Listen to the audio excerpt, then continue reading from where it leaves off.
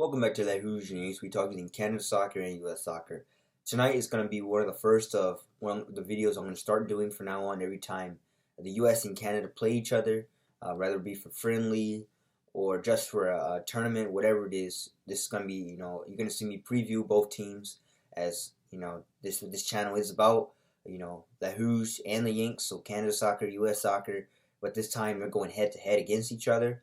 And for those who are new to this, and for all those, of course, if you're existing, news for you. I'm going to start reacting to, or just start previewing, I should say, both teams before they play each other. That way, we kind of get a sense of what's on the line and what we should be looking for from both teams, as well as just in general. So this will be the first of videos for that tradition for now on, and I hope you guys enjoy that way. So yeah, stick around at the end also for a few announcements. One major important announcement, and it can be an exciting announcement too, depending on if we get there.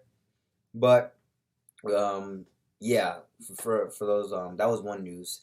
Was just I'm gonna start doing previews of the Rouges and the Yanks when they play each other head to head. That way you all know what they're going for, as well as basically what else to look out for. So that's that one. And then for all those who are new to the channel, what I'm gonna continue doing is you're gonna see me react to both teams, because I know most people, you're probably wondering, hey, U.S. and Canada, which team are you gonna pick, right? You have both of them. You talk about both teams, right? Which one are you gonna pick? Well, your answer, for every time they play each other, I'm gonna be doing a neutral reaction or a neutral kind of analysis on both teams and really talk about the good and the bad and the ugly for both teams in a way, if there's an ugly. And yeah, it's going to be a neutral point of view, and hopefully the videos can continue to be fascinating. But that's how we solve that problem right there. U.S. Canada, Canada U.S. It'll be this. You'll see me wearing this Toronto Raptors Team Mac jersey in a purple shirt. Because purple, red, and blue kind of meet in the middle and make purple. And hey, purple makes for the perfect color for this channel. So that's how. For all those who are new and don't know who I do neutral reactions. There you go. And so, without further ado, let's preview this game, shall we? So on Sunday in Hamilton, Ontario, not far from where I am right now, about an hour and a half, depending on traffic. The Hammer, right? Canada, U.S. the Rouges versus the Yanks on Sunday, January 30th at 3 o'clock Eastern Time p.m. Which is 12 p.m. Pacific Time if you live in the Pacific area. But this game, as you guys already probably know, is huge. By the way, before I get to it, tickets are sold out, and they had to reduce capacity due to the ongoing pandemic. And so, shout out to the lucky ones that got tickets and were able to hold on to your tickets too, despite the provincial changes for capacity restrictions in Hamilton. So, kudos to you if you got tickets and you're able to go. And it sounds like there's not going to be a whole lot of people there, unfortunately. But it is what it is. It's just what we're living in right now. And hey, we'll get back to where we originally were, hopefully in due time. But in terms of where we're at right now, it's going to be limited capacity. Shout out to those who were able to hold on to your tickets, and hope you, for those going, hope you enjoy the game, as this should be a good one. Cooking up, and now we can preview the game as this is obviously a World Cup qualifying game. There's a lot on the line here for both teams. Obviously, Canada's going to be trying to play to maintain their undefeated hot streak right now and maintain that top spot at the table in Kings of CONCACAF as they currently sit, according to the table. And then you got the USA that's trying to play spoiler and really trying to kind of do a little switcheroo here and take their spot for first place. So that's what's mainly on the line for this game, as well as both teams obviously just want to stay alive, right? If we look at the standings, as we see, you got Canada being first, with 19 points. The U.S. closely right there with 18 points in second. However, Mexico threatens both of them, because let's say both Canada and the USA tie, Mexico wins. Boom, Mexico like that is in first place with 20 points. Canada would have 20, or it depends. If Canada has goal differential, then Canada would still be first place.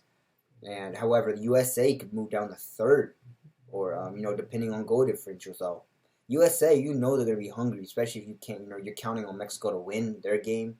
There's gonna be a lot, obviously, that's gonna be significant in this game. This game obviously has been circled on everybody's calendar for since the schedule first came out. When I first saw the schedule, I was like, yeah, let me try and get tickets to this. But unfortunately, it's not quite in Toronto. It's a little out in Hamilton. And then again, I mean, it would have been hard to get tickets now because of the capacity and restrictions. But I'll just watch it from the comforts of my own home, which is here. And yeah, I mean, now besides, I've been to two games already. Honduras and El Salvador. They drew Honduras 1-1. I saw both penalties, and then of course the El Salvador was that breakout game from just Canada. And that was a beauty to watch. So what a way to start my first ever game, by the way, professionally. And yeah, I mean, a tie and a win, not a bad way to start for in terms of watching professional soccer for the first time. So, but the day will come again when I'll be able to try and go to another game. Maybe it's going to have a March one here at BMO, or I don't know. I mean, I don't know where they're going to have the other March game. It's still TBD, but if they do have it at BMO, and if the weather permits, because weather here at BMO is a little rough in the wintertime, as you might not be, as you might be aware of. I mean, if everything lines up in COVID, of course, with the pandemic restrictions, maybe I can try and get tickets. But until then, we just got to do with what we're working with. But enough of that. Back to the previewing the game. Obviously, as I said, both on a lot on the line for both these teams. Neutral perspective. So that's in terms of what's going to be played for. What we're looking for from both teams. Let's start with the host, Canada, Les Rouges. So Les Rouges is going to be looking obviously to defend their home turf, and it's going to be in the cold weather. So another cold weather game for the U.S. However, Canada are coming back from warm weather. From Honduras. And then they're going back to cold, and then they're going back to El Salvador. So, a little interesting to see the effects of temperature on the body here for Canada, and that's going to be really, really interesting to see how quickly they can adapt into a quick temperature switch like that. They trained in Miami, right before they left to Honduras, and now they're back in the cold. But hey, I mean, maybe the cold will continue to favor them. Although we looked at the U.S. game last night, and many say the cold favored El Salvador, because it's actually slowed the U.S. down. So, we'll know. And if the USA was slowed down by the cold, and it's going to be a little bit chillier here in Hamilton, hey, I mean, that Rouge could capitalize off of this and obviously, try and make something valuable out of it.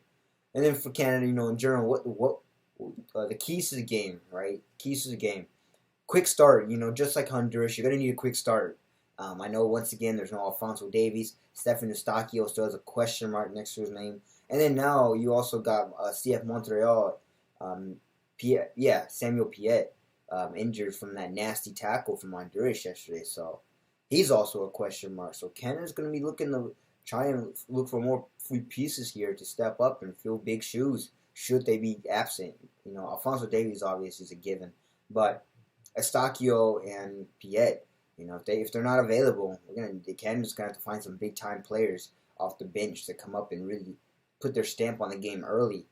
So like last game, it was David, and then it was also I don't know why I forgot his name, but same guy was there at the pass.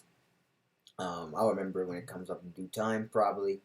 But yeah, I think it was Victoria, but I'm not sure.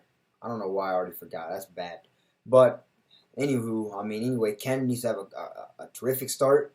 You got to first thing first. The U.S. is going to be hungry, so they're going to be looking to find good breaks. And question here for Canada, which I'm looking for, is obviously they're clinical, but now that are they going to play the way they did it in the first half against Honduras, where they played a little conservative and just were happy to are they going to be just happy to get a draw here and a point against the USA since there's no Alphonso Davies, or are they just going to rerun it back just like Honduras? So I'm curious to see what kind of Canada team we see.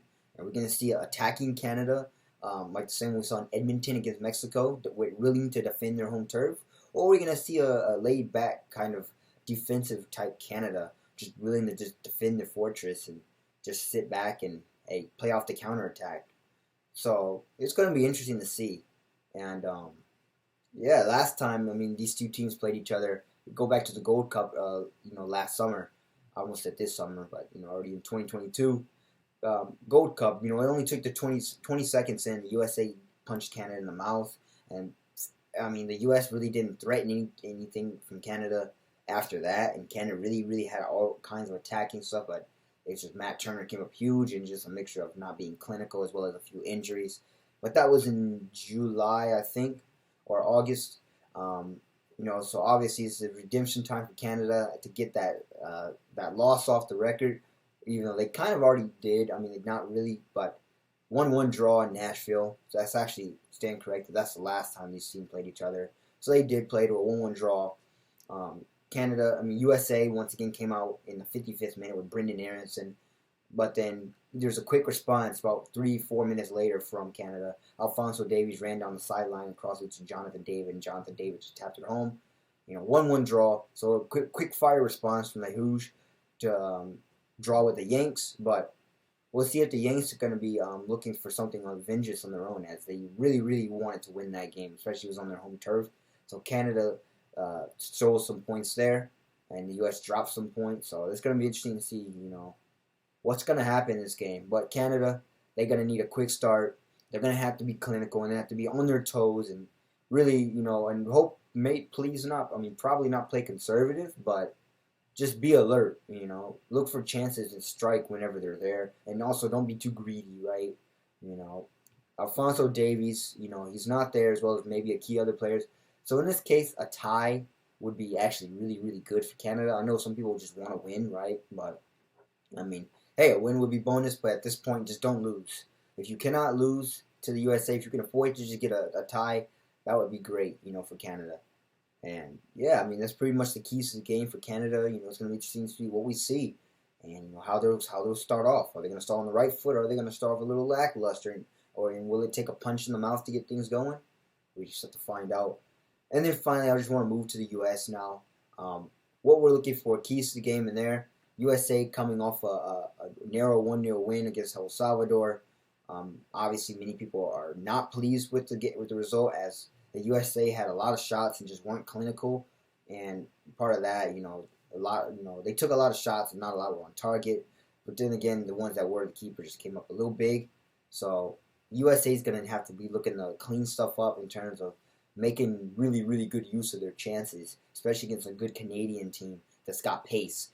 And so it's going to be interesting to see. Kind of like Jamaica, the pace really hurt the USA. And we're curious to see if the Canadians are going to do that to the USA too. I know they don't got Davies, but they still got little pacemakers like Buchanan, Laren, and a few others. So we're going to be interested to see how the USA takes this. But yeah, the USA is going to be looking to continue to add on or run, especially looking to not just build a cushion in the standings, but just like Canada, they want first place, or they just want to be at the top of the table, especially if you're counting on Mexico to win their game. I think they play Costa Rica. I'm not sure. But if Mexico wins, then, they're going to be looking, good and well, they're going to be looking to, really stay ahead of Mexico and Canada. Because now the top three are starting to get a little less defined now with that Panama losing to Costa Rica. And so that's going to be interesting to watch. So, we can only watch from there. But in terms of the USA, they need to just control what they can control. Don't worry about other teams. Mexico wins and you tie. It's only, maybe you can bounce back in St. Paul, Minnesota and get a win against Honduras. But for Canada, you need to, just like Canada, you see, are they going to come out strong, or are they going to come out lackluster, especially as being on different playing surface? It's going to be on turf rather than grass that they just played on in Columbus. So, interesting switch, and it's going to be cold, so that ball is going to bounce, and it's going to be weird. So, just imagine if you're U.S. playing on a gridiron field, an American-Canadian football field, basically. So, which they've done, and in the Gold Cup they did that too, but obviously, you got to be careful with injuries as well, and it's the cold. So we'll see how they treat this. But in terms of what we're looking for the USA, Christian Pulisic was taken out a little early, so maybe he can get things going. That's probably going to be their go-to man for the USA. They're going to try and run a lot through Christian Pulisic, as well as maybe Ricardo Pepi. Maybe he's an X factor. I thought he was going to play last game, and he didn't even play, so maybe Canada's going to be his moment to shine, you know. And Jesus Ferreira kind of he made up for it with the assist at the end, but you know, curious to see who else is going to step up for this one. You know, will it be Christian Pulisic? Will it going to be Weston McKennie? You know, just curious to see, you know, with the amount of U.S. players that will be played as well as the lineup, because Greg Berhalter could easily use a domestic-based player like Sebastian Lletget, Rodon, you know, those kind of MLS players or heavy base players rather than that. So it's curious to see what Greg Berhalter does in this case. But yeah, USA, will they come out firing or will they kind of just play kind of conservative and be happy with the draw, and then just try and win it home in Minnesota and close out with a 7-point window, you know, or they just try and take on 9. So, but given how Anthony Robinson, by the way, he prefers to be called Jedi, you know, as he said in the press conference yesterday, they're hungry. They want to win. They want this win because it will mean a lot for them, especially standing at the top of the table. Should Mexico lose, you know, so this game is obviously there's quite a bit on the line, you know, not just for World Cup qualifying, but just in terms of overall table position, right? Just staying ahead, you know. This is obviously a showdown between the top 2 teams in the league right now. So yeah, it's gonna be interesting. So USA, well, it's gonna depends on what. So what are they gonna do? Are they gonna come out strong just like Canada, or are they gonna come out lackluster? So both teams, that's what they have in common. How do they start? And just, I mean, how do they cope? Canada, how do you cope with the rapids range from hot to cold and then back to hot again?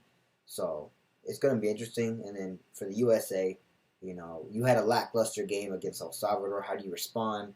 You know, and you say you're hungry, you want this win. Let's see if you play like it. So there's going to be a lot of interesting points here that are online. But yeah, pretty much that's it. Showcase we got on Sunday, 3 o'clock p.m. in Hamilton, the Hammer, between the Rouges and the Yanks. You know, reminder that this is a top 2 showcase. Winner takes first place in the group. You know, should Mexico either they win or however they play, winner takes first place. A draw could mean Mexican open the door for Mexico to really take first place in the blink of an eye. So there's a lot there's a lot of importance to this game, and that's a good thing.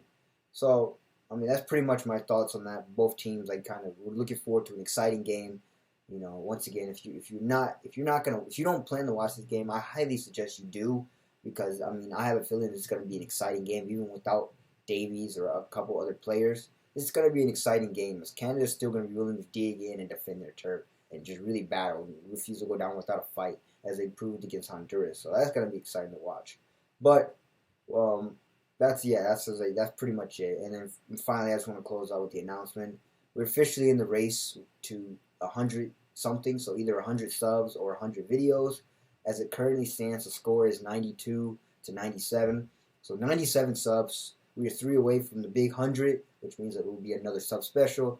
Or will I get to 92? Will I get to 100 videos before I do subscribers? That's going to be an interesting one. So an interesting race right now. It's 92 to 97. Subscribers are winning right now, and well, we'll see what happens. And once the 100 hits, a sub special will be coming very soon.